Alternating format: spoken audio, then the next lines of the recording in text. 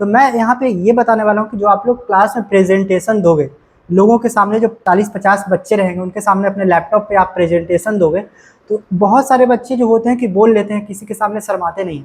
बहुत लोग जो बच्चे होते हैं उनको थोड़ी सी शर्म आती है, थोड़ा साई टाइप के होते हैं, तो बोलने में थोड़ा घबराते हैं। ऐसे अकेले में बहुत अच्छे से बोल लेंगे, लेकिन बहुत लोगों के सामने वो बोल नहीं सकते हैं अच्छे से। तो उनका जो डर है वो अंदर का, वो कैसे खत्म हो, और 50 बच्चों के सामने नहीं बल्कि 500 लोगों के सामने भी वो अकेले खड़े होकर वो कैसे बोल लें, उसके बारे में आज डिस्कस करने वाला हूँ। और जो दूसरा टॉपिक है हमारा, वो पर्सनालिटी डेवलपमेंट पे है।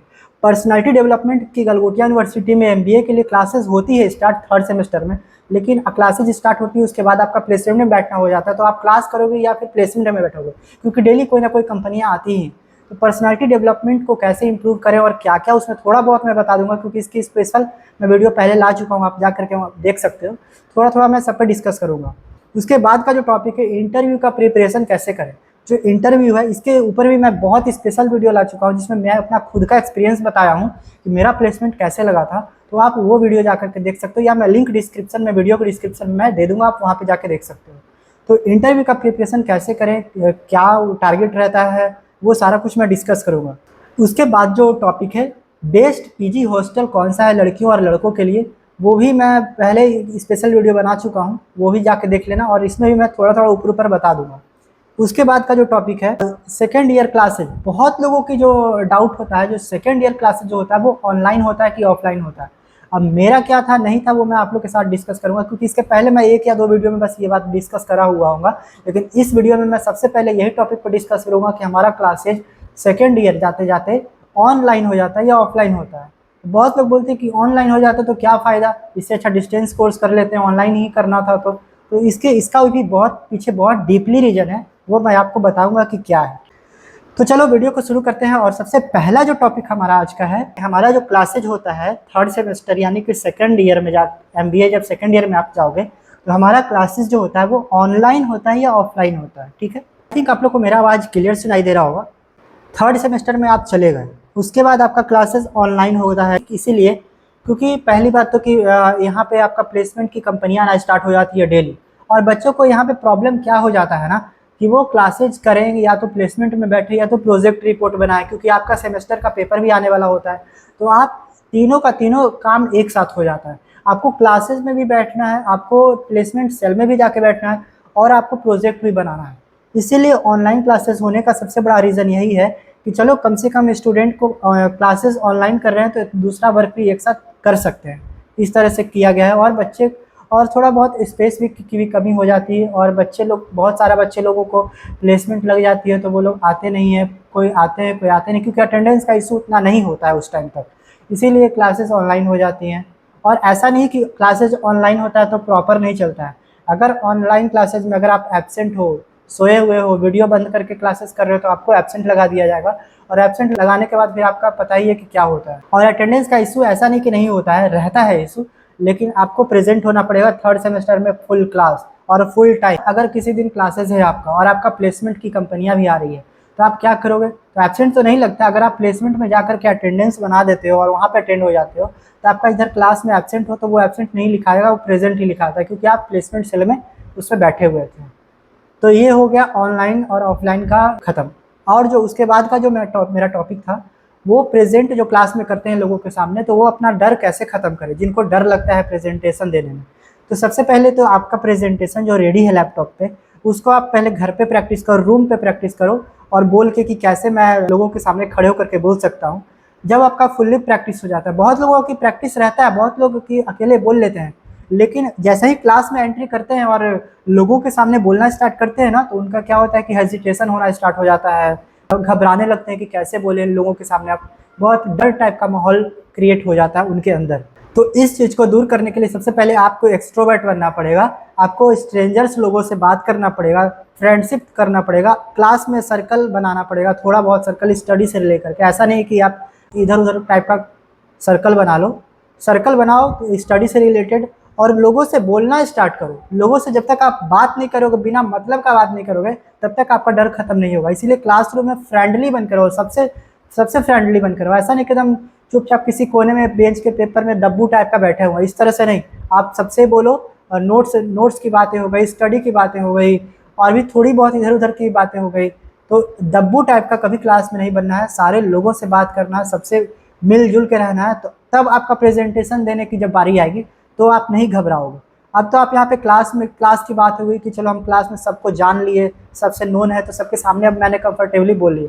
जिस दिन आपको सेमिनार हॉल में या जिस दिन आपको 500 लोगों के बीच में आपको बोलना पड़ेगा, जैसे कि मेरे को बोला गया था कि मैं बोला था सबके सामने, उस टाइम कम से 1000 लोग थे हॉल में। तो मैं जिस समय बोल रहा था उस समय मैं उसके पहले भी मैं प्रैक्टिस कर लिया था, उसके पहले भी मैं 2 सेमिनार में अटेंड कर चुका था, तो मुझे डर नहीं था। तो आप जब तक लोगों से बोलना स्टार्ट नहीं करोगे, स्ट्रेंजर से बात नहीं करना स्टार्ट करोगे, तब तक आपका डर खत्म नहीं होगा। इसीलिए आपका जो इंट्रोवर्ट से एक्सट्रोवर्ट बनने का तरीका है वो यही है कि आप लोगों से बोलना स्टार्ट करो। जब तक आप नहीं बोलोगे किसी से और दब्बू टाइप का क्लास में कहीं बैठे रहोगे कोने में, किसी से कोई मतलब नहीं है, तो आपका यही हालात रहेगा। तो आप क्लास के कोने में नहीं बैठना है दोस्त, सबसे बात करना है और सबसे मिलजुल के रहना और अच्छे से रहना है। और बात रही कि प्रेजेंटेशन कैसे दे, तो प्रेजेंटेशन सब कुछ आपको प्रैक्टिस के ऊपर डिपेंड करता है। आप रूम में पहले तो पीपीटी आप बना लो, पीपीटी बनाने के बाद स्लाइड बाय स्लाइड आप रीडिंग डालो। और ऐसा नहीं है कि प्रेजेंटेशन में जो चीज़ लिखा हुआ है वही फोटो कॉपी कर देना है। आपको जो प्रेजेंटेशन में जो टॉपिक पॉइंट लिखा हुआ रहता है, चलो पीपीटी में पूरा भरना नहीं होता है, 4-4 पॉइंट 5-5 पॉइंट करके बनाना होता है। तो पॉइंट को क्या करो, सपोज एट कि एयर इंडिया का टॉपिक है, तो एयर इंडिया का 3-4 पॉइंट दिया हुआ है कि उसका ये सारा कुछ डिटेल्स है, कैसी कंपनी है, क्या है, नहीं है, क्या करती है, क्या नहीं करती है। तो वो बस पॉइंट लिखा है, बाकी उसका पूरा डिटेल आपको अपने लैंग्वेज में लोगों के सामने रखना पड़ेगा। ऐसा नहीं है कि आप जो लोगों को बोल रहे हो तो ऑडियंस आपके प्रोजेक्टर को देख रही है, आपके लैपटॉप के स्क्रीन के प्रोजेक्टर को देख रही है, ऐसा नहीं होना चाहिए। ऑडियंस बिल्कुल आपके ऊपर नज़र रहना चाहिए और प्रोजेक्टर पे भी नज़र जाना चाहिए। तो ज़्यादा 60% 70% आपके ऊपर ऑडियंस का नज़र रहना चाहिए और 30% प्रोजेक्टर पे नज़र रहना चाहिए, क्योंकि प्रोजेक्टर पे 30% देखने लायक ही होता है और जो आप 100% देते हो, 70-80% देते हो, वो आप अपने अंदर से देते हो। तो कोई स्टोरी का पॉइंट लिखा है उसको आप एक्सप्लेन कर रहे हो, तो प्रेजेंटेशन ऐसे ही दिया जाता है। प्रेजेंटेशन ऐसा नहीं दिया जाता है कि जो प्रोजेक्टर में आपका लिखा हुआ है, जो मतलब जो लैपटॉप में लिखा हुआ है वो आप फोटोकॉपी हूबहू बोल दो, ऐसा नहीं होता है। तो प्रेजेंटेशन कैसे देना है ये तो समझ गए होंगे, मैंने ऊपर ऊपर बता दिया। और बाकी आप क्लासेज स्टार्ट करो, आपको बहुत कुछ बताया जाएगा और बहुत अच्छे से समझाया जाएगा। अब आते हैं पर्सनालिटी डेवलपमेंट के ऊपर। तो पर्सनालिटी डेवलपमेंट की मैं ये बात करूँ तो उसमें ये होता है कि जैसे कि मान लिया किसी इंटरव्यू में आप गए, इंटरव्यू में सबसे पहले मैं direct face to face interview का मैं बात कर रहा हूँ। पर्सनालिटी डेवलपमेंट में जो एचआर हमारे हैं, ऑफिस में जब वो एंट्री आप करते हो, चेयर पे बैठते हो, किस तरह से बैठते हो और आपका बॉडी गेस्चर्स कैसे होना चाहिए, एकदम बिल्कुल स्ट्रेट और बिल्कुल एकदम कॉन्फिडेंस के साथ कि एकदम मेरे अंदर पूरा कॉन्फिडेंस है, आप सवाल करो मैं जवाब देने के लिए तैयार हूँ। इस तरह से आप अपना कॉन्फिडेंस रखो और बॉडी लैंग्वेज थोड़ा अच्छे से रखना, कॉन्फिडेंटली उनको लगे कि हाँ ये लड़का बहुत कॉन्फिडेंट है और हमारा जवाब अच्छे से दे देगा। तो फिर पहले एचआर जो बोल रहे हैं उनकी पूरी बात सुन लेना। इंट्रोडक्शन अगर देने बोल, पहले तो यही होता है इंट्रोडक्शन, तो इंट्रोडक्शन आप पहले दो अच्छे से एकदम पूरा। आफ्टर इंट्रोडक्शन आप अपने घर परिवार का सब कुछ ऐड करोगे उसमें क्या है नहीं है। फिर इंट्रोडक्शन के बाद अपना सारा कुछ आप कर लेना। इसका मैं डिटेल ऐसे वीडियो लाया हुआ हूँ, आप वहाँ पे जाके देख लेना। डिटेल्स बताया हूँ कि मेरे प्लेसमेंट में मेरा इंट्रोडक्शन कैसे हुआ था, वो मैं सारा बताया हूँ, वो मैं नीचे लिंक दे दूँगा, उस पर आप जा करके देख लेना। उसके बाद फिर आपका इंट्रोडक्शन में क्या होता है, इंटरव्यू में क्या होता है कि आपका एक्सपीरियंस बताना होता है। एक्सपीरियंस बताने के बाद वो आपको एचआर आपसे अपनी कंपनी के बारे में पूछेंगे, आपके जॉब प्रोफाइल के बारे में पूछेंगे कि मैं जो आपको हायर कर रहा हूँ जिस कंपनी में, उसकी जो जॉब प्रोफाइल है वो क्या है, या मेरी कंपनी जो है वो किस चीज़ के लिए काम करती है और मेरी कंपनी क्या है, कौन सी कंपनी है, क्या नाम है, ये सारा कुछ डिटेल्स मांगेगी आपसे।